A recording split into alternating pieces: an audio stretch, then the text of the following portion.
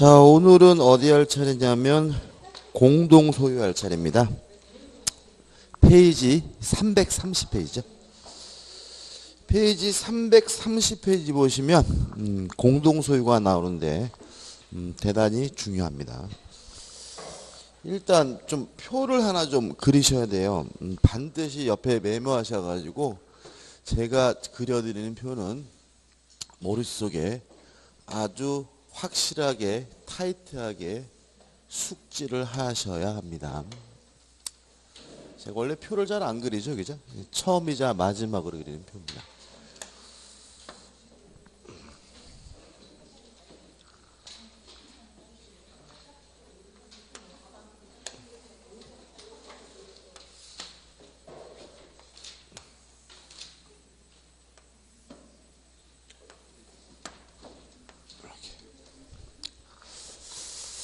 자, 공동소유는요, 세 가지가 있습니다. 공유라는 것이 있고, 합유라는 것이 있고, 총유라는 것이 있는데요. 의의는요, 이렇게 정리하시면 돼요. 법인 아닌 사단의 소유 형태가 총유다. 그 다음에 조합의 소유 형태가 합유. 두 가지를 제외한 나머지 기타 공동 소유가 공유다. 이렇게 정리하시면 되고요. 이걸 이해하시려면 이제 법인 아닌 사단이 뭐고 조합이 뭔지를 아셔야 되는데, 법인 아닌 사단은 뭐냐면요, 조직과 체계는 완비가 됐지만 설립 등기를 안 하고 있는 사람의 모임입니다. 우리 민법은요, 법인이 되기 위해서는 반드시 뭐가 필요하냐면 설립 등기가 필요해요. 그럼 설립 등기를 해야 뭐가 되는 거죠? 법인. 그러면 뭐 규약도 있고 정관도 있고 조직도 체계도 잘 됐어요. 그런데 설립 등기를 해야지만 뭐가 돼요? 법인이 되니까 설립 등기를 안 했으면 뭐가 아니죠? 법인이 아니죠. 그래서 뭐죠? 법인 아닌 사단 이렇게 되는 거예요. 그 다음에 설립 등기를 해야 법인이 된다는 말은 설립 등기를 해야 권리 능력을 갖는다는 얘기예요. 그러면 설립 등기를 안 하면 뭐가 없겠어요? 권리 능력이 없겠죠? 그래서 이걸 법인 아닌 사단은 우리가 뭐죠? 권리 능력 없는 사단 이렇게 되는 거죠. 다시 한번요. 설립 등기를 해야 법인이 됩니다. 설립 등기를 안 하면 법인이 아니에요. 그러니까 뭐예요? 법인 아닌 사단. 설립 등기를 해야 권리 능력을 갖습니다. 설립 등기를 안 하면 권리 능력이 없죠. 그래서 뭐죠? 권리 능력 없는 사단 이렇게 되는 거고요. 아마 여러분들이 공시법 시간에 법인 아닌 사단의 종류를 많이 배우셨을 텐데 민법에서 가장 중요한 것은 교회입니다. 교회. 교회를 가만 보면은 조직과 체계가 아주 잘 갖춰져 있어요. 그렇지만 교회는 설립 등기는 안 하기 때문에 뭐가 되죠? 법인 아닌 사단이 되고요. 그 다음에 뭐 그거만큼은 중요하지 않지만 종중도 대표적인 법인 아닌 사단이에요. 왜냐하면 종중은 종친회를 말하고요. 종친회도 일반적으로 조직과 체계가 잘 가꾸어져 있어요. 그렇지만 뭐는 안 하냐면 설립 등기는 안 하니까 뭐가 되죠? 법인 아닌 사단 이렇게 되는 거죠. 가끔 보면은 종친회 중에 등기한 종친회가 있어요. 그럼 뭐가 되죠? 법인 이렇게 되는 거죠. 그리고 우리가 언론에 가장 많이 나오는 법인 아닌 사단이 뭐냐면요. 정당. 정당은 설립 등기를 안 합니다. 못 합니다. 정당법에서. 그러면 생각해 보면 정당도 조직과 체계가 잘 가꾸어져 있죠. 그죠? 그렇지만 뭐는 못해요? 설립 등기는 못하니까 정당도 대표적인 뭐가 되죠? 법인 아닌 사단 이렇게 되는 거죠. 그 다음에 조합이라는 거는 공동의 목적만 있을 뿐 아무런 조직도 체계도 없는 사람의 모임이 조합이에요. 그럼 우리가 흔히 조합이라고 불리는 것은 법적으로 조합이 아니에요. 왜냐하면 농업협동조합은 조합이 아니에요.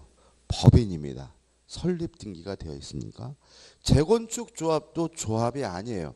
왜냐하면 재건축조합은 법인 아닌 사단이에요. 체계가 잘 가까워졌죠? 그렇지만 재건축 조합도 일반적으로 뭐는 안 해요? 설립 등기는 안 해요. 그럼 뭐가 돼요? 법인 아닌 사단이지. 뭐는 아니에요? 조합은 아니에요. 노동조합도 조합이 아니에요. 노동조합도 조직과 체계가 잘 갖춰져 있기 때문에 조합이 아니라 뭐가 되는 거죠? 법인 아닌 사단인 거예요. 그러면 법에서 말하는 조합이 뭐가 있느냐? 굉장히 많습니다. 여러분도 조합이에요. 왜냐면 여러분들은 공인중개사 시험에 합격한다는 공동의 목적은 있으시죠? 그렇지만 여러분 간에 아무런 조직도 체계도 없잖아요. 그러니까 뭐예요? 조합. 여러분들이 만약에 합격하시면은 합격점 모임 만드실 거거든요. 그것도 뭐예요? 조합. 이렇게 되는 거예요. 뭐 친목계 이런 것들도 다 뭐가 돼요? 조합이 되고요. 우리 수험자 가장 중요한 점은 뭐냐면 동업자예요. 동업자가 뭐죠? 조합입니다.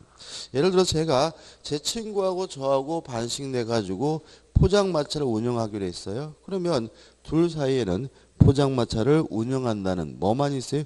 공동의 목적만 있을 뿐 아무런 조직도 체계도 없죠. 따라서 대표적인 조합이 뭐죠? 동업자고요. 그래서 앞으로 여러분들이 조합하면 농협이 떠오르면 안 되고 뭐가 떠올라야 돼요? 동업자가 떠올라야 되고 조합 계약 그러면 동업 계약으로 바꿔서 이해하셔야지 엉뚱한 노조니 뭐 농협이니 이런 거 생각하시면 안 됨을 주의하시기 바랍니다. 이 개념이고요. 그 다음에 특징들을 볼 건데요. 지분이 있느냐. 공유 물론 지분이 있고요. 합유 물론 지분이 있어요. 그렇지만 총유는 지분이 없다. 총유의 가장 중요한 특징은 뭐가 없냐면 지분이 없어요. 예를 들어서 그래서 어떤 일이 발생하게 되냐면 이런 얘기거든요. 교회 재산은 목사님의 개인 재산이 아니라 신도들의 공동 소유인데 그 형태가 뭐예요? 총유고 총유는 뭐가 없어요? 지분이 없다. 따라서 교회 관두면 뭐죠? 땡이다 이런 얘기죠. 그죠? 제가 세종에서 교회를 다녔습니다. 제주도로 이사 가게 됐는데 가만 생각해 보니까 그동안 낸 헌금이 너무 아까워요. 그래서 목사님을 찾아뵙고 제 재산 중에 교회 재산 중에 855분의 1은 제 겁니다. 주십시오라고 요구할 수는 없다. 왜냐하면 교회 재산은 뭐죠? 총이고 중요한 특징은 뭐가 없어요? 지분이 없으니까. 여러분들 그런 거 느끼시나요? 그 정당들 이렇게 보면 요새도 새누리당하고 바른정당 막 탈당하고 막 분당하고 그러잖아요. 재산 싸움은 좀 안 하죠. 신기하지 않아요? 정치인들 엄청 치사한 인간들이잖아요. 조금만 뭐 있으면 꼬투리 잡고 막 난리 피고 인터뷰하는 인간들이잖아요. 근데 그 탈당하면서 새누리당이 가지고 있던 어마어마한 재산에 대해서는 달란 얘기를 안 하죠. 그렇지 않습니까? 그죠? 우리가 예를 들어가지고 국회의원이 30명 탈당했다 그러면 그 정당 재산 중에 30%는 우리 거다. 뭐 이렇게 요구할 수도 같은데 안 하잖아요. 그죠? 왜 안 하는 거예요? 신사직에서요? 아니에요. 뭐가요? 지분이 없으니까. 정당은 뭐예요? 법인 아닌 사단이고 그 형태가 뭐가요? 총이고 뭐가 없습니까? 지분이 없으니까 뭐 집단적으로 탈당하든 뭐하든 간에 관두면 뭐예요? 땡이고 탈당하는 과정에서 내가 낸 돈 내놔라라고 뭐 할 수 없어요? 요구할 수가 없다. 그래서 총유의 가장 중요한 특징은 뭐가 없다는 점이죠? 지분이 없다는 점이에요. 그 다음에 특징들을 또 볼 건데 두 번째 문제가 지분을 처분할 수가 있느냐 요 문제인데 공유는 물론 지분을 자유롭게 처분할 수 있고요. 합유는 지분을 처분하려면 전원의 동의가 필요해요. 자, 왜 그러냐면 합유 지분이 처분된다는 것은 결과적으로 동업자가 다른 사람으로 바뀐다는 얘기죠. 그잖아요. 예를 들어 제 친구하고 저하고 동업하기로 했는데 이 거지 같은 인간이 지 지분을 팔아버렸어요.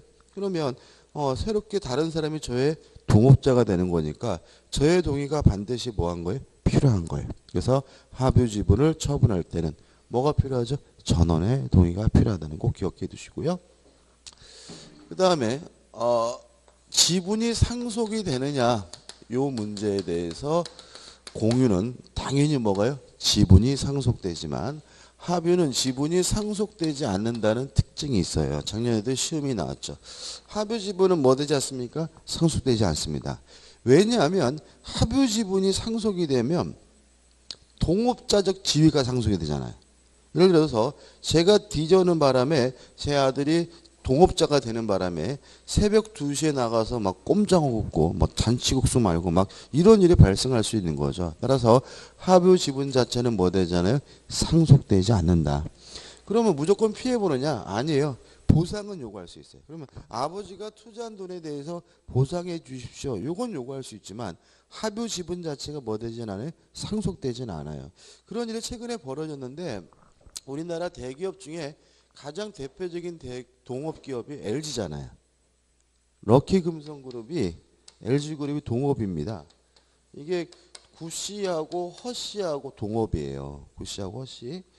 제가 옛날에 대학 졸업하고 처음 여기 다녔었는데 아주 신입사원 교육받으면 이제 막 애니메이션으로 막 역사도 보여주고 그러는데 이 양반들이 뭐 하셨냐면 지게 메고 다니면서 일제시대 때 동동구르고 장사하셨거든요. 아무튼 근데 재밌는 거는 계속해서 이 럭키 LG그룹 회장 구씨가 하죠. 그죠? 허씨가 한 번도 없습니다. 왜 그런 일이 벌어지게 되냐면 요 분이 일찍 돌아가셨는데 그러니까는 지금 이렇게 되는 거죠. 그 밑에 있는 기업들은 법인이지만 요 구씨와 허씨라는 동업자 관계는 뭐예요? 조합인 거잖아요. 그죠? 조합인 거예요. 그죠? 근데 이분이 돌아가셨는데 요 분이 가지고 있던 합유 지분이 뭐 되진 않아요? 상속되지는 않는 거예요. 그러니까 유가족들이 결국 뭐를 행사하지 못해요? 경영권 자체는 행사할 수가 없는 거죠. 그러니까 계속해서 어디세요? 구씨 집안에 계속 그룹 회장을 하게 됐고요. 최근인가요? 한 12년, 한 7, 8년 됐죠? 요 허씨 집안에서 구씨 집안에다가 보상을 요구하게 돼요. 그래서 구씨 집안에서 허씨 집안에서 뭘 띄워주냐면 GS그룹을 띄워주게 돼요. 그래서 이 GS그룹은 동업관계를 청산하면서 뭐예요? 그 지분을 뭐죠? 보상해준 차원에서 이루어지게 되고 그래서 GS그룹 회장님이 지금 뭐죠?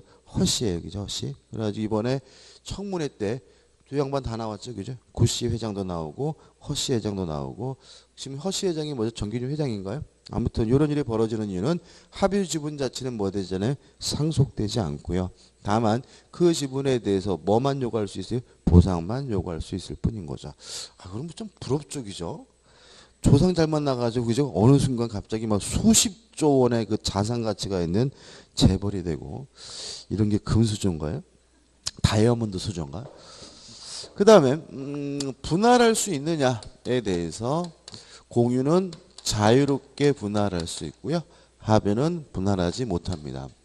왜냐하면 합유물을 분할하게 되면 더 이상 동업관계를 뭐 할 수 없어요? 유지할 수가 없는 거죠. 그래서 동업관계를 끝내고 조합체를 해산하고 나눠갖는 건 상관이 없지만 합유관계가 존속하는 한 분할할 수는 없다는 거 꼭 기억해 두셔야 되고요. 그 다음에 총유는 아예 뭐가 없어요? 지분이 없으니까 이런 것들은 아예 처음부터 뭐 되지 않아요? 문제되지 않는다는 거 주의하셔야 되겠죠. 그 다음에 이제 목적물에 관한 사항입니다. 목적물에 대해서 보존행위는 공유든 합의든 단독으로 합니다. 또 목적물에 관한 관리, 이용행위, 개량행위는 공유든 합의든 지분의 과반수로서 결정하고요. 목적물에 관한 처분행위와 변경행위도 공유든 합의든 전원의 동의가 필요하고요. 총유는 이러한 모든 일들을 다 무엇을 통해서 하게 되냐면 사원총회의 결의를 통해서 하게 됩니다. 특히 총유물에 관한 보존행위도 단독으로 하는 것이 아니라 무엇을 통해서요? 사원총회의 결의를 통해서 한다는 거 잊지 마셔야 돼요. 지금 제가 그려드린 이 표는 굉장히 뭐예요? 중요합니다. 공동소유에 대해서는 반드시 시험 문제를 내고요. 작년 같은 경우는 두 문제를 냈어요. 공유에서 한 문제 내고 합의에서 또 한 문제 냈기 때문에 합의는 잘 내는 편은 아니지만 한 문제는 반드시 낸다는 점, 이 표 반드시 뭐 하셔야 돼요? 숙지하셔야 돼요. 자, 요런 표 가지고 이제 교지를 보자고요. 자, 우측에 보시면 이제 공유가 나오죠. 1번 서설 해가지고 1. 공유란 한 개의 소유권이 불량적으로 분할되어 2. 즉 물건이 지분에 의하여 수인의 소유로 되는 것. 이번은 좀 문제가 있는데 아무튼 1번 보시면 소유권이 불량적으로 분할되어 이런 말이 나오잖아요. 그럼 결국은 공유라는 것은 뭘 나눠 가지고 있는 거냐면 소유권을 나눠 가지고 있다는 얘기예요. 이게 무슨 말이냐면 물건을 나눠 가지고 있는 게 아니라 소유권을 나눠 가지고 있다. 이 개념이에요. 그래서 결국은 여기서 중요한 논리가 나오게 되는데 뭐 셋 다 마찬가지입니다. 공동소유, 공유는 소유권을 나눠 가신 것이지 물건을 나눠 가진 것이 아니라는 말은 결국 공유 지분은 소유권에 대해서는 일부지만 목적물 그 대상에 대해서는 전부에 대한 권리라는 논리가 나오게 돼요. 왜 이렇게 해석할 수밖에 없냐면 이런 거 한번 생각해 보세요. 자동차가 있습니다. 요 자동차가 갑과 을과 병 세 사람의 공유인데 지분이 각 3분의 1이에요. 근데 이 자동차를 만약에 공유하고 있다는 의미를 자동차 물건을 3분의 1씩 나눠 가지고 있는 것으로 이해한다면 요 자동차는 아무런 쓸모가 없죠. 그죠? 갑은 맨날 본네트만 열었다 닫았다. 을이 좀 낫죠. 그죠? 탔다 내렸다. 병이 제일 환장합니다. 트렁크 열었다 닫았다. 뭔 의미가 있겠어요. 그래서 공이라는 것은 결국은 이렇게 물건을 나눠 가지고 있는 게 아니라 뭘 나눠 가지고 있는 거예요? 소유권을 나눠 가지고 있는 거예요. 그래서 공유 지분은 소유권에 대해서는 일부기 때문에 손해배상을 청구하거나 또는 부당이득 반환을 청구할 때는 이때는 지분 범위 내에서만 하게 되지만 목적물에 대해서는 전부에 대한 권리이기 때문에 결과적으로 목적물에 대한 반환 청구나 방해, 배제 청구나 이런 것들은 지분 범위 내에서 하는 것이 아니라 전부에 대해서 한다는 점이에요. 시험 문제는 어떻게 나오냐면요. 위에 있는 표와 요 성질을 결합해 가지고 사례문제를 만들어요. 그래서 이제 우리가 지금 뭐 한 거냐면 다 끝난 거예요. 그래서 교재 나온 것들은 이걸 가지고 뭐 하는 거예요? 연습하는 것에 불과한 거고 몇 가지 지역적으로 개별적으로 기억할 것만 추가하면 되는 거죠. 자, 교재 보시면 2번 공유물에 성립해 가지고 공유의 예가 나와요. 이런 것들은 절대 외우시면 안 돼요. 왜냐하면 공유는 두 가지를 제외한 나머지 기타 공동 소유고 나머지 개념이잖아요. 그러니까 두 가지가 아니면 다 뭐라고요? 공유. 이런 개념이니까 공유를 다 뭐 할 수 없어요? 외울 방법은 없어요. 그래서 만약에 다음 중 공유가 아닌 것은 이렇게 물어보면 조합이나 법인 아닌 사단을 찾는 거고요. 다음 중 공유인 것을 물어보면 조합을 빼고 법인 아닌 사단을 빼면 되는 것이지 공유의 예를 절대로 뭐 하려고 하지 마세요. 외우려고 하지는 마시고. 참 신기하게 외우지 말라는 건 잘 외우시고 외우세요 하는 건 잘 안 외우시더라고. 넘겨보시면 공유의 지분이 나옵니다. 1번 지분의 개념에서 다시 나와 있네요. 소유의 비율이다. 2번 지분의 비율에서 일단 균등한 것으로 추정한다는 말이 나와 있고 디귿번에서 뭐가 나오냐면 니은번에서 지분의 탄력성이 나와요. 자, 이건 뭐냐면 공유자 중 누가 사망했는데 상속인이 없거나 또는 공유 지분을 포기하게 되면 다른 공유자에게 그 지분의 비율이 뭐가 돼요? 흡수가 된다. 이런 얘기죠. 여기서 을이 사망했어요. 상속인이 있으면 뭐죠? 상속인에게 상속이 될 거고 상속인이 없으면 을이 가지고 있던 지분은 갑과 병에게 뭐가 돼요? 흡수가 된다. 그죠? 을이 공유 지분을 포기했어요. 그러면 갑과 병이 그 지분을 흡수한다. 이게 뭐죠? 지분의 탄력성이라고 하고요. 그 다음에 우측에 보시면 지분의 처분 자유롭게 할 수 있습니다. 물론 당사자 간의 특약으로 양도를 금지하는 건 제한할 수는 있지만 큰 의미는 없고요. 4번 공유자 간의 법률 관계에서 1번 공유물의 사용 수익 나와서 한번 읽어볼게요. 공유자는 지분의 비율로 공유물 어디를요? 전부를 사용 수익합니다. 왜요? 공유한 목적물에 대해서는 어디에 대한 권리요? 전부에 대한 권리이기 때문에. 따라서 지분 범위 내에서 일부를 사용 수익한다 그러면 뭐가 돼요? X가 되겠죠. 2번 공유물에 대한 보존 행위는 어떻게 할 수 있습니까? 단독으로 할 수 있어요. 그 다음에 이제 관련 조문이 나오고 밑에 뭐가 나와요? 판례가 나오고 한 장을 쫙 넘겨볼게요. 넘겨보시면 판례들이 뭐예요? 바바바바바박 나옵니다. 335페이지여서요. 공유물의 관리에서 또 판례들이 뭐예요? 바바바박 나오죠. 그 다음에 넘기시면 또 336페이지 상단에 또 뭐가 나와요? 박스로 해서 판례가 바바바박 나옵니다. 이거 외워야 되나요? 외울 필요는 없어요. 그죠? 외울 필요는 없고, 이건 어떻게 정리할 거냐면 제가 총 4가지 사례를 정리해 드릴 거예요. 그러면 요 4가지 사례를 정확하게 뭐예요? 숙지하시고 이해하신 다음에 교재 내용은 뭐 하는 거예요? 연습하는 거예요. 아, 이게 이래서 이렇구나라고 깨달으면 얻으면 되는 것이지 굳이 이거를 일일이 다 뭐 하실 필요는 없어요. 외울 필요도 없고요. 의미도 없는 겁니다. 그래서 사례 4가지를 정리할 수가 있어요. 첫 번째 사례입니다. 첫 번째 사례가 가장 쉽고 가장 시험 문제 많이 나옵니다.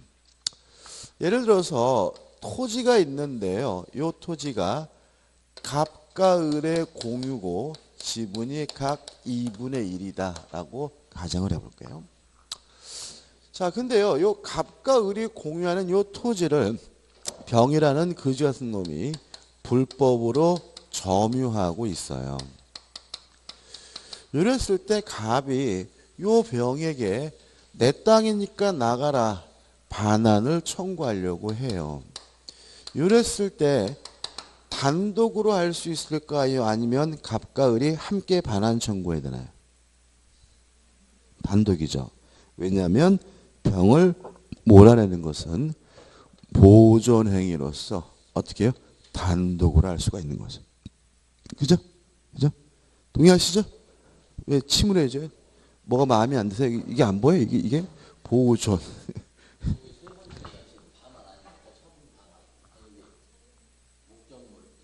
처분 변경. 처분 변경. 처분 변경. 그죠? 반환이요? 변경. 그죠? 보존 행위는 뭐예요? 단독으로 보존. 그죠? 다시 말하면 갑을 쫓아내는 것은 자기의 권리를 뭐 하는 거예요? 유지하고 보존하는 거잖아요. 그래서 어떻게 해요? 단독이죠. 그 다음에 그럼 갑이 단독으로 병에게 나가라 반환을 청구할 수 있겠죠? 그죠? 이때 2분의 1만 반환 청구해요? 전부를 반환 청구해?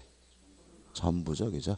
왜냐하면 공유 지분은 목적물에 대해서 뭐예요? 전부에 대한 권리이기 때문에 반환을 전부에 대해서 청구합니다. 근데 만약에 병이 일부만을 이렇게 점유하고 있어요. 이때도 마찬가지예요. 어차피 갑의 지분은 뭐예요? 목적물 전부에 대한 권리니까 일부든 전부든 점유하는 사람에게 단독으로 전부를 돌려달라고 뭐 할 수 있어요? 요구할 수가 있는 거예요. 판례들이 그게 대부분이에요. 그 다음에 병이 그동안 사용한 이익을 부당이득 반환을 청구하려고 해요. 또 그동안 병이 갑의 을의 토지를 불법으로 전환했으니까 손해배상을 청구하려고 해요. 요거는 전부를 청구하는 것이 아니라 2분의 1만 하는 거다. 왜냐하면 소유권에 대해서 뭐예요? 일부에 대한 권리므로 손해배상이나 부당이득 반환은 어느 범위 내에서만요? 지분 범위 내에서만 하는 거니까. 이해되시죠? 어렵지 않습니다. 그러니까 이게 어려워지는 건 뭐냐면 깨알같이 자꾸 외우려고 그래서 그래. 막 뭐든지 다 외워 제끼려고 하고 그러다 보니까 뭐 이거 어려워지는 거예요. 어려운 게 아니라 뭐예요? 이건 뭐예요? 외우는 게 아니라 이해하는 거예요. 이해하는 도구는 뭐라고요? 요 표하고 뭐예요? 요 내용이 전부인 거예요. 두 번째 볼까요? 두 번째. 갑과 을이 공유하고 있고요. 갑의 지분이 2분의 1, 을의 지분이 2분의 1이에요. 근데요. 요 토지를 갑이 혼자 점유하고 사용 수익하고 있어요. 그럴 수 있죠. 그죠? 이랬을 때 을이 갑에게 반환을 청구할 수 있을까요? 없을까요? 할 수 있어요? 없어요?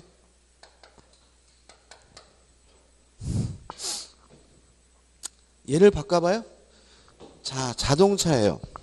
갑과 을이 공유하고 있는데 맨날 이 갑 거지 같은 놈만 타고 다녀요. 을이 갑한테 야 나도 좀 타자 자식 할 수 있어요? 없어요? 있겠죠. 다 같은 거야. 다시 말하면 을의 공유 지분도 어떻게 해요? 토지 전체에 있는 거니까 을은 갑에게 전부에 대한 반환 청구가 어떻게 해요? 가능하다 이렇게 되는 거죠. 갑이 일부만 쓰고 있어요. 그래도 상관없어요. 을은 갑에게 전부에 대한 반환 청구가 어떻게 해요? 가능한 거예요. 헷갈리면 뭐로 바꿔서요? 자동차를 바꿔서 생각해 보세요. 이게 자꾸 별거 아닌데도 불구하고 자꾸 2분의 이거 경직이 돼서 그래. 이해되시죠? 그죠? 그 다음에 갑이 그동안 사용 이익에 대해서 부당이득 반환을 청구하고자 한단 말이죠. 이거는 물론 전부를 하는 것이 아니라 2분의 1만 반환을 청구하고 있겠죠. 다시 말하면 공유지분은 소유권에 대해서는 뭐예요? 일부지만 목적물에 대해서는 뭐예요? 전부에 대한 권리인 거예요. 이해되시죠? 이 부분 제일 안 받아들이시더라고. 이게 조심하셔야 돼요. 그 다음에 세 번째로 갑의 지분이 3분의 2고요. 을의 지분이 3분의 1이에요. 좀 달라졌죠? 갑의 지분이 몇 분의 몇이에요? 3분의 2. 과반수를 넘은 거예요. 그래도 현재 갑이 혼자서 요 토지를 점유하고 사용 수익하고 있는 경우에는 을은 갑에게 반환 청구할 수는 없는 거예요. 왜냐하면 공유물을 점유하고 사용 수익하는 것은요. 이용행위고요. 이용행위는 어떻게 해요? 지분의 과반수로서 결정하는 거예요. 이해되시죠? 따라서 갑이 3분의 2 과반수를 초과하고 있다면 나 혼자 쓰겠다라고 결정할 수가 있는 거예요. 무슨 말이시겠죠? 자동차가요. 갑이 3분의 2고 을이 뭐죠? 3분의 2. 갑만 타고 다녀도 을은 못 타는 거예요. 왜요? 그거를 누가 탈 건지에 대한 이용행위는 무엇으로 결정해? 지분의 과반수로서 결정해요. 그래서 여러분들 보시면 기업들도 그러잖아요. 이 과반수 지분을 확보하는 게 굉장히 중요한 거죠. 그러니까 50%하고 50.00001%는 다른 거야. 그죠? 50%는 뭐예요? 과반수가 아니잖아요. 그러니까 지 혼자 못 써요. 그죠? 2분의 1은. 하지만 50.00001%는 뭐예요? 과반수니까. 그때는 뭐예요? 자기 혼자 써도 상관이 없는 거기 때문에 항상 그 과반수를 확보하자 할 때 그 0.0001%가 사람 잡는 거잖아요. 누구예요? 이재호도 그렇게 깜빡한 거 아니에요. 다시 말하면 이재령이 합병하는 과정에서 지가 다수는 맞잖아. 이제 다수 지분권자 맞지만 연금 국민연금에서 뭐예요? 도와줘야 과반수를 확보할 수 있는 상황이었단 말이에요. 그러니까 어떻게 그 과반수를 확보하기 위해서 뭐예요? 국민연금에다가 무리수를 뒀다가 뭐예요? 깜빡 가게 되는 거죠. 그래서 반수와 과반수는 뭐예요? 엄청난 차이점이 발생하게 되고요. 이때는 을은 갑에게 반환 청구할 수가 없는 거예요. 다만 사용 이익에 대해서 부당이득 반환만 뭐 할 수 있는 거예요? 청구할 수가 있는 거죠. 어디 범위세요? 지분 범위 내에서 3분의 1 범위에서. 그래서 갑에게 나가라고 요구할 수는 없고 네가 다 쓰고 있으니까 내 지분 범위 내에서는 부당이득으로서 보상해달라고 뭐 할 수 있을 뿐이에요? 요구할 수 있을 뿐인 거죠. 마지막으로 네 번째로 갑의 지분이 3분의 2고요. 을의 지분이 3분의 1이에요. 근데 이 토지를 누가 사용하고 있냐면 병이 점유하고 사용하고 있어요. 물론 병의 점유가 만약에 불법한 점유라면 을도 병에게 전부에 대한 반환 청구할 수 있고요. 지분 범위 내에서 뭐예요? 부당이득 반환, 손해배상을 청구할 수가 있는 건데 우리 병원때 물어봤더니 병이 뭐라 그러냐면 갑과 임대차 계약을 했대요. 임대차 계약을 해서 임차인으로서 점유하고 있다라고 주장한다면 을은 병에게 아무것도 청구할 수 없어요. 나가라고 요구할 수도 없고요. 부당이득 반환도 요구할 수 없고요. 손해배상도 청구할 수가 없어요. 왜냐하면 병에게 임대하는 행위는 목적물에 관한 뭐예요? 이용행위죠. 이용행위로서 어떻게 결정해요? 지분의 과반수로. 따라서 갑의 지분이 몇 분의 몇이에요? 3분의 1하면 갑이 단독으로 임대하는 건 뭐예요? 가능하고요. 따라서 을은 병은 아무런 흠이 없는 뭐예요? 적법한 임차인인 거예요. 나가라고 요구할 수 없습니다. 또 병이 누리고 있는 이득도 뭐가 아니에요? 부당이득도 아닙니다. 따라서 을은 병한테 아무것도 청구할 수가 없고요. 다만 병이 갑에게만 차임을 지급하고 있다면 갑에게 3분의 1 범위 내에서 뭐만 청구할 수 있을 뿐이에요? 부당이득 반환만 청구할 수 있는 것임을 주의하시기 바랍니다. 이해되시죠? 1번이 제일 많이 나온다 그랬죠, 그죠? 아주 쉽게 나올 때 1번이 나오고, 또 최근에는 좀 까다롭게 있는 데가 뭐죠? 4번까지 내고 있으니까 요 네 가지만 정확하게 기억하시고 정확하게 이해하시면 돼요. 뭔가를 뭐 수십 가지를 기억하고 수십 가지를 이해하는 것은 아니고요. 시험문에 나와봤자 요 네 가지 사례에서 벗어나지 않으니까 꼭 네 가지만 정확하게 이해하셨으면 좋겠어요. 이해되시죠, 그죠? 그죠? 이게 전부입니다, 그죠? 많은 걸 아는 게 아니라 하나를 알더라도 뭐요? 정확히 하는 겁니다. 그 다음에 336페이지 오시면 공유물에 관한 부담이 나오는데 뭐 특별한 거 없죠. 지분의 비율로 부담을 져야 하고요. 만약에 1년 이상 이러한 부담을 이행하지 않으면 뭐죠? 지분을 매수할 수가 있어요. 다시 말하면 이런 거 나오면 1년 이렇게 외우는데 1년 이런 거 하지 마세요. 그죠? 2년 이런 거 외우는 이런 거 하지 마세요. 민법 뭐가 중요하지 않다고요? 숫자가 중요하지 않았으니까. 항상 보면 숫자만 환장해. 1년 막 똥을뱅이 치고 그런 거 의미 없다는 거죠. 그다음에 우측에 보시면 공유물의 처분 변경은 한마디죠. 전원의 동의가 필요하다. 끝이고, 그 다음에 하단에 보시면 공유관계 주장에서 1번 지분 확인 청구에서 단독으로 청구할 수 있다. 왜요? 보존행위는 단독으로 할 수 있으니까요.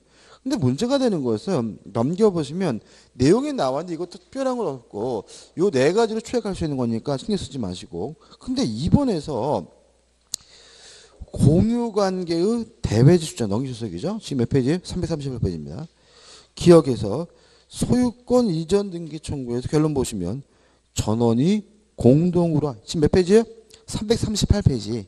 그래서 338페이지 중간에 이 공유관계 뭐예요? 대외적 주장해가지고 기억 소유권 이전 청구에서 결론 보시면 뭐라고요? 공유자 전원이 공동으로 하여한다. 그죠?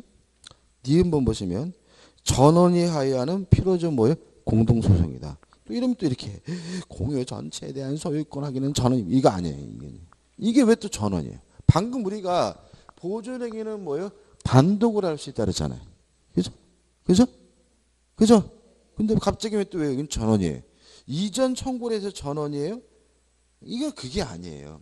이런 얘기입니다. 여러분 조심할 것이 보존행위는 단독으로 할 수 있다는 말은 단독으로도 할 수 있는 거예요. 그죠? 단독으로 해야 되는 게 아니라 뭐예요? 단독으로도 할 수 있는 거예요. 물론 뭐로도요? 공동으로도 할 수 있는 거예요. 쉽게 말하면 이런 얘기입니다. 나에게 달라고 요구할 수도 있고요. 우리에게 달라고 요구할 수도 있는 거예요. 나에게 달라고 요구할 때는 뭐예요? 혼자 하면 되지만 우리에게 달라고 요구할 때는 뭐예요? 전원이 함께 된다. 이런 얘기인 거예요. 너무나 당연한 얘기입니다. 그죠? 다시 말하면 공유 관계의 대외적 주장이라는 말은 쉽게 말하면 우리에게 달라고 요구하는 거고, 우리에게 달라고 요구할 때는 뭐예요? 전원이 해야 된다. 그죠? 어려운 거 없습니다. 그죠? 같은 말이에요. 그죠? 다시 말하면요. 보존행위는 뭐예요? 단독으로도 할 수 있는 겁니다. 그 말은 공동으로도 할 수 있는 거고, 공동으로 할 때는 뭐예요? 전원이 함께 된다는 너무나 상식적인 얘기니까 너무 신경 쓰지 않으셔도 되고요. 그 다음 6번에서 공유물의 분할이 나옵니다. 일단 공유물의 분할은 어떻게 해요? 자유롭게 할 수 있죠. 분할하고자 할 때는 다른 공유자로부터 뭐 받을 필요 없어요? 동의나 승낙을 받을 필요가 없어요. 그럼 생각을 해보죠. 갑과 을이 공유하고 있고 지분이 각 2분의 1을 가정을 해보면, 그러면 갑이 분할하고자 하면 을로부터 뭐 받을 필요 없어요? 동의 받을 필요가 없잖아요. 그러면 갑이 분할하자 그럴 때 을은 분할 못한다라고 뭐 하지 못하는 거예요? 거절하지 못하는 거죠. 그죠? 따라서 갑이 을에게 하는 공유물 분할 청구권은 승낙을 받지 않고 일방적으로 하는 뭐예요? 형성권인 거예요. 다시 한번 공유물의 분할은 뭐예요? 자유롭게 할 수 있다. 그 말은 다른 공유자가 분할하자는 것에 대해서 뭐 하지 못해요? 거부하지 못한다는 것이니까 공유물 분할 청구권은 승낙을 받지 않고 일방적으로 하는 뭐예요? 형성권이 되는 거죠. 이해되시죠? 그죠? 근데 여기서 조심할 게 있어. 뭐냐면 땅이 이렇게 있는데 갑이 을한테 분할하자 그러면 을이 싫어 이 자식아 안 해. 이건 못한다는 거잖아요. 그렇지만 이 땅을 어떻게 잘라 가질지에 대해서는 분할 방법에 대해서는 반드시 뭐가 있어야 되는 거예요? 협의가 있어야 되는 거야. 그죠? 따라서 분할 방법에 대해서 협의가 있으면 이게 뭐예요? 협의 분할이고요. 만약에 협의가 이루어지질 않으면 뭘 해요? 재판을 통해서 하는 뭐가 돼요? 재판상 분할이 되는 거거든요. 그럼 예를 들어서 분할 방법에 대해서 협의가 성립되기 위해서는 전원의 동의가 있어야 된다. 맞아요? 틀려요? 맞는 거겠죠. 그죠? 다시 말하면 분할 여부는 자유롭게 할 수 있고 분할하자 그러면 뭐 하지 못하는 거예요? 거부하지 못하는 것이지 분할 방법까지 일방 당사자가 자유롭게 결정한다는 말은 아니에요. 분할을 할 방법을 결정하려면 반드시 어떻게 해요? 전원의 동의가 필요하고요. 1%의 지분이 있는 사람도 분할 방법에 대해서 동의하지 않는다면 그거는 뭐예요? 협의가 이루어지지 않은 것이니까 뭘 해야 돼요? 재판을 통해서 분할하게 되는 거죠. 요 분할 청구권이 뭐예요? 형성권이니까 재판상 분할에 관한 판결은 뭐가 되겠어요? 형성 판결이고요. 형성 판결이니까 뭐 하지 않아도 돼요? 등기하지 않아도 물권이 변동되는 예예요. 뭐가요? 판결이. 협의 분할은요. 등기해야 돼요. 협의 분할은 세 가지가 있습니다. 현물 분할, 진짜로 땅을 나눠 갖는 걸 말하고요. 법적 성질이 이건 교환이에요. 가격 배상, 공유자 중 한 사람이 소유권을 갖고 다른 사람에게 돈으로 주는 게 뭐죠? 가격 배상. 이건 뭐예요? 돈 주고 사는 거기 때문에 법적 성질이 뭐예요? 매매예요. 또 대금 분할, 제3자에게 팔아먹고 돈으로 나눠 갖는다. 이게 뭐죠? 대금 분할인데 이것도 뭐예요? 돈 주고 파는 거니까 뭐예요? 매매. 그러면 협의 분할은 교환 아니면 뭐예요? 매매니까 결국은 법률 행위에 의한 물권 변동이니까 물권이 변동되려면 뭐가 필요해요? 등기가 필요하다는 거 알 수가 있죠. 여기서 아주 쉬운 문제 잘 내. 잘 내는데 자꾸 이런 행동을 하는 거예요. 여러분들이. 공유물 분할 청구권은 형성권, 형성기나 형성판결 등기부터 이렇게 외우는 거야. 이게 문제가 이게 아니라 재판상 분할에 관한 판결이 뭐예요? 형성 판결인 거지. 협의 분할은 뭐예요? 법률 행위에 의한 물권 변동이니까 당연히 뭘 해야 돼요? 등기해야 되는 거죠. 이해되시죠? 그래서 작년 시험 문제 어떻게 나왔냐면 재판상 분할이 청구가 됐는데 중간에 조정이 이루어져서 분할 방법에 대해서 협의가 이루어진 경우에는 등기할 필요가 없다. X. 분할 방법에 대해서 협의가 이루어졌다는 말은 법률 행위에 의한 물권 변동이니까 뭘 해야 돼요? 등기를 해야 된다. 이렇게 되는 거죠. 그죠? 조심하시고. 그 다음에요. 재판상 분할도 원칙이 뭐죠? 현물 분할입니다. 실제로 그 물건을 따라가는 것이 뭐예요? 원칙이지만 다만 현물 분할하는 것이 어렵다면 경매할 것을 법원이 명령하는 거 가능하고요.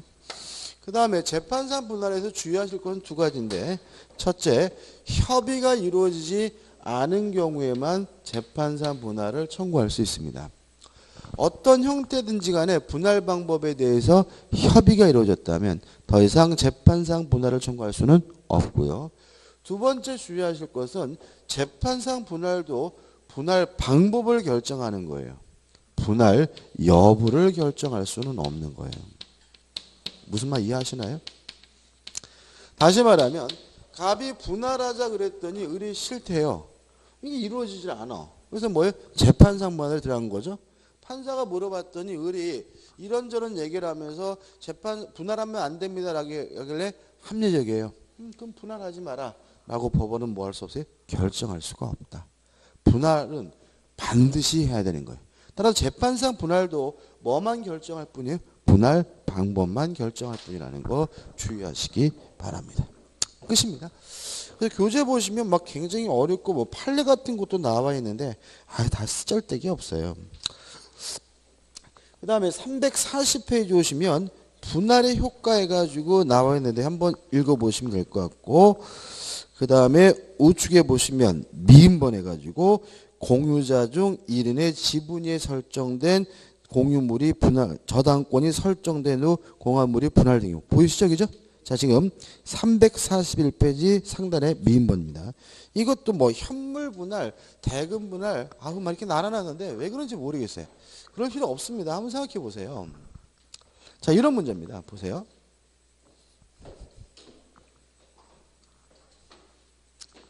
땅이 있는데요. 이 땅이 갑과 을의 공유고 지분이 각 2분의 1이에요. 갑이 자신의 지분에다가 병에게 저당권을 설정하려고 해요. 첫째, 이때 갑은 을에게 동의를 받아야 돼요? 동의받을 필요 없어요? 받아야 될까요?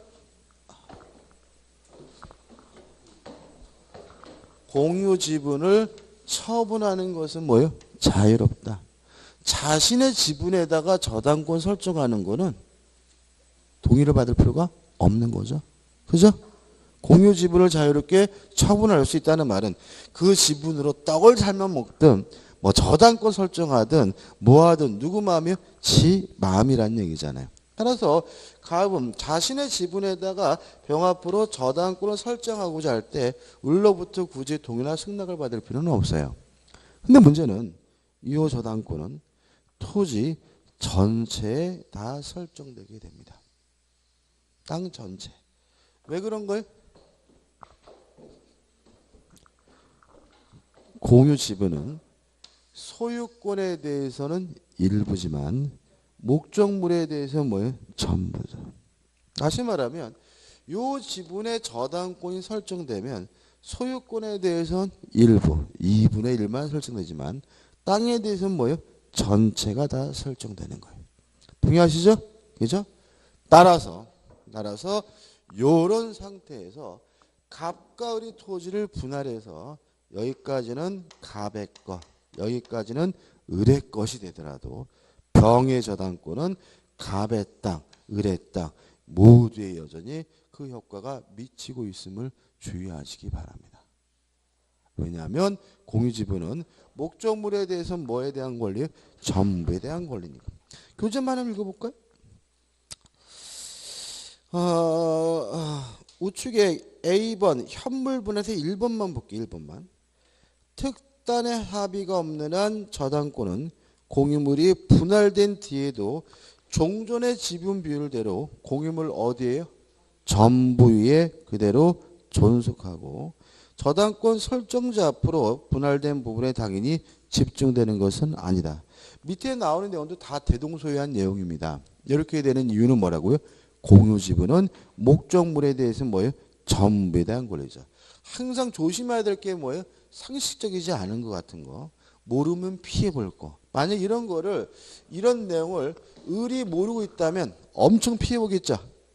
그잖아요. 을이 모르겠다는. 따라서 누누이 말씀드리지만 법은 모르는 사람에게는 뭐예요? 용서하지 않습니다. 그죠? 모르는 게 뭐예요? 자랑의 행위니까 꼭 이해하시기 바라고 이것도 꼭 이해하셨으면 좋겠어요. 끝입니다. 찢어박이자마자 교회처럼 막 찢어박이면 또 헷갈립니다. 넘겨보신 이제 뭐가 나오죠? 합의가 나오죠. 합의는 다 한 겁니다. 조합의 소유형태가 뭐예요? 합의인데 지분은 있지만 지분을 처분하려면 전원의 동의가 필요하고요. 지분이 뭐 되지 않아요? 상속되지 않고 뭐 할 수 없습니까? 분할할 수가 없다. 요 세 가지만 특색이 있죠. 나머지는 무엇과 마찬가지입니까? 공유와. 따라서 보존행위는 어떻게 해요? 단독으로. 이용 계량행위는 뭐예요? 과반수로. 처분 변경은 뭐죠? 전원의 동의를 합니다. 이 정도만 기억하시면 됩니다. 끝입니다. 교재 안 볼 거고요. 넘겨보시면 이제 344페이지에 뭐가 나오죠? 총유가 나오죠. 총유. 총유에 대해서는 다 한 겁니다. 법인 아닌 사단, 특히 교회의 소유 형태가 뭐예요? 총유인데 가장 중요한 특징은 뭐가 없다는 거죠? 지분이 없다는 점이고요. 그다음에 목적물에 관한 모든 사항은 다 무엇을 통해서요? 사원총의 결의를 통해서. 특히 보존행위도 무엇을요? 사원총의 결의를 통해서 하게 되고요. 교재에서 중요한 내용이 빠져 있어요. 뭐 지분이 없으니까 관두면 땡이고 사원이 되면 권리가 안 되고 뭐 그런 건 의미가 없는데 중요한 게 뭐가 빠져 있냐면 요게 빠져 있습니다.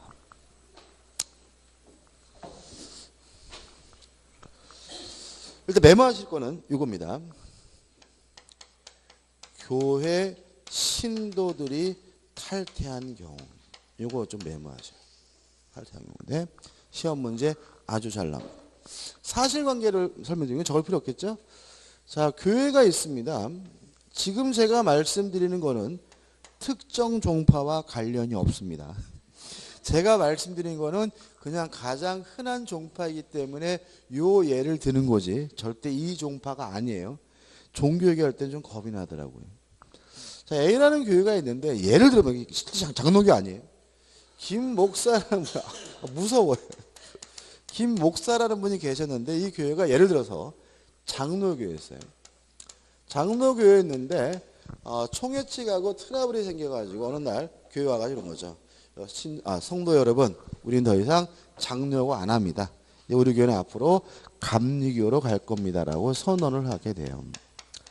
그랬더니 김 목사 밑에서 같이 목회 활동을 하고 있던 김 전도사라는 분이 어떻게 승질이 난다고 신앙을 바꿀 수가 있느냐.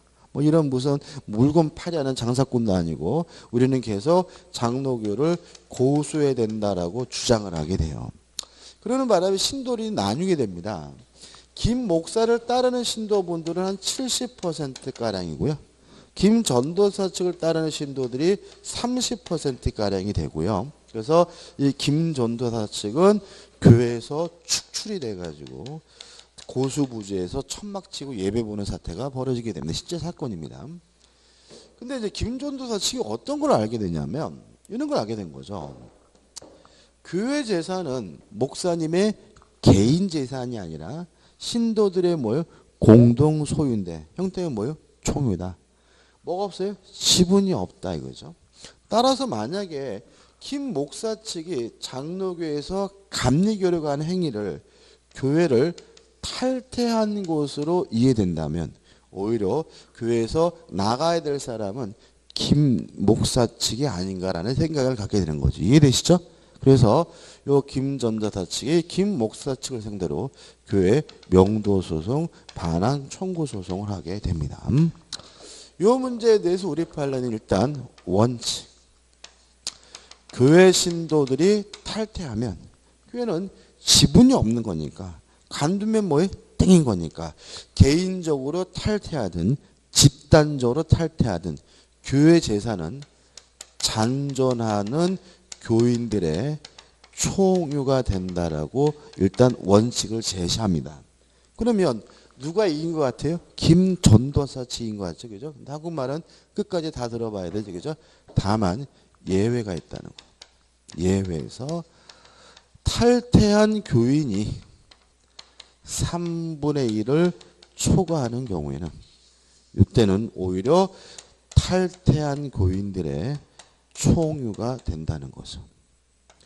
자, 이 사건의 경우에는 탈퇴한 교인이 몇 프로예요? 70%. 3분의 1을 초과했죠.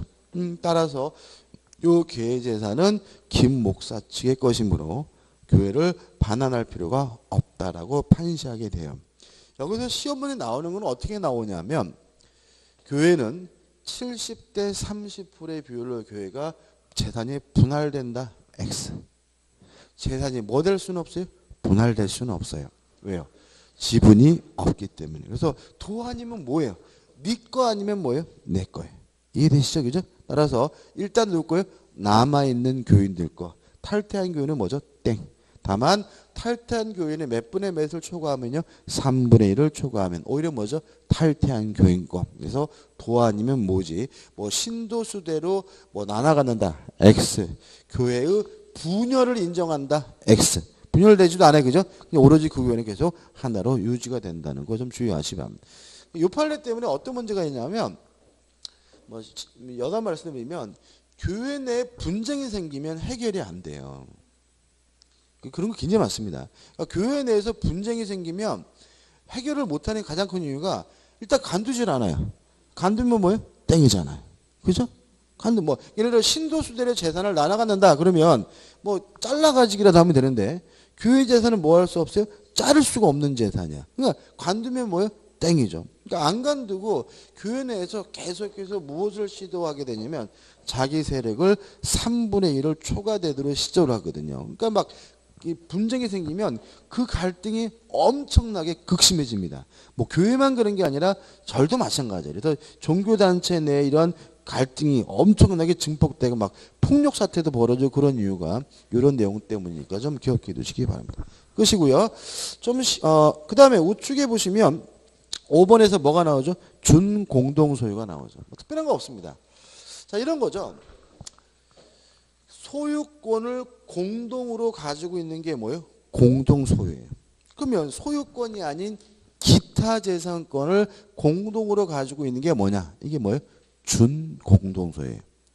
예를 들어서 교회 건물이 교회 거예요. 소유권이라면 뭐예요? 총용호고 임대한 교회예요. 임차권이란 뭐가 돼요? 준총유 이렇게 되는 거죠. 이해되시나요?